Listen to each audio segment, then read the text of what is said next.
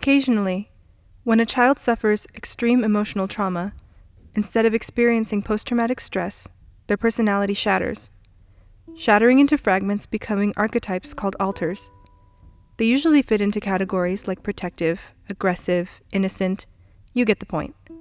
This is a severe mental illness not easily understood. Its name is dissociative identity disorder, and I live with it. This is Maxwell. He was the first one to show up when I was a kid.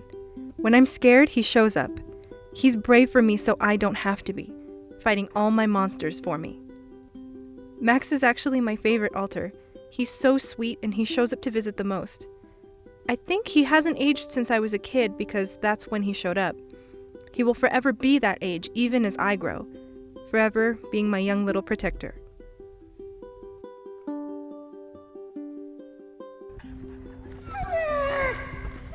Zoe was the next alter to show up.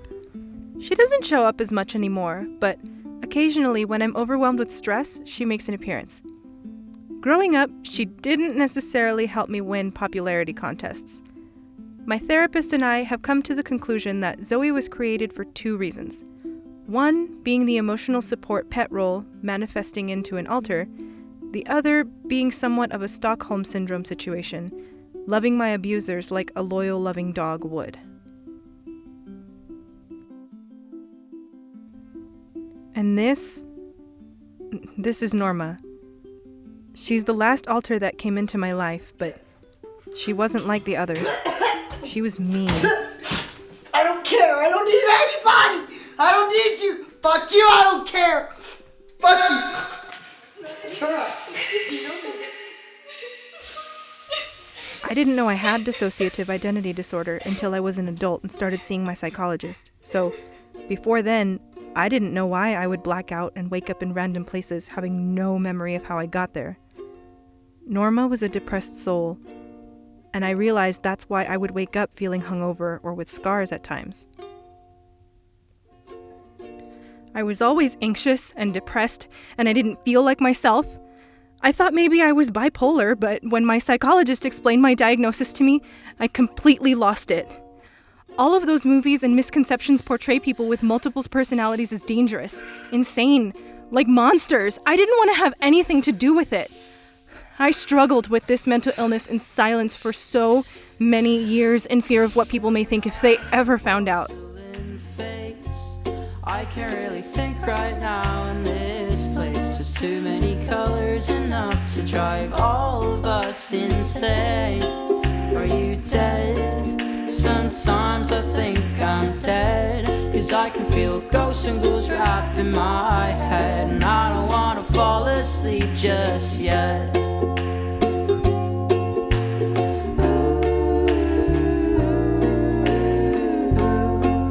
My eyes went dark.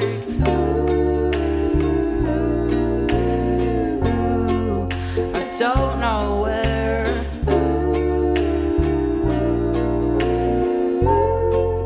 My pupils are, but I'll figure out a way to get us out of here.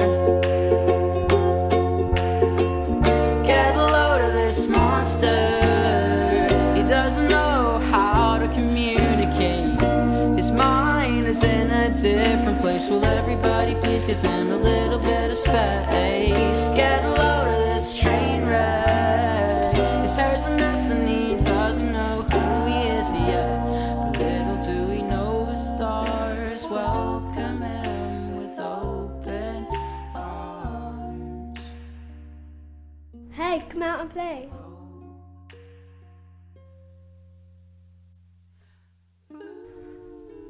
Eventually, I was able to cope with the fact that I had this disorder.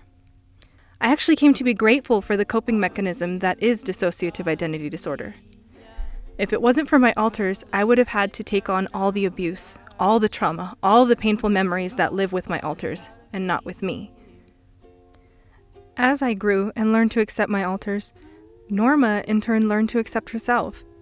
She changed. She was no longer abusive to either of us.